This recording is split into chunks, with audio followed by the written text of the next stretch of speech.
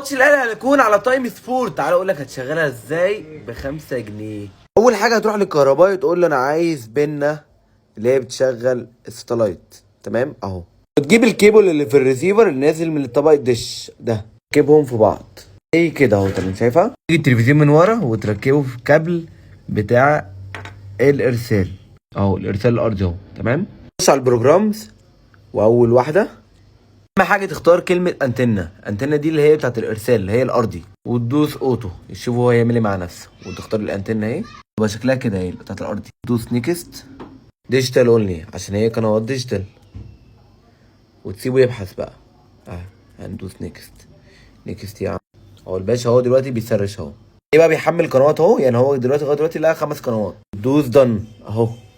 هتلاقوا قناه تايم سبورت اهي نزلت، وهي دي اللي هتذيع الماتش. مش فاكر الفيديو بتعمل ايه. متابعه. شكرا ليك.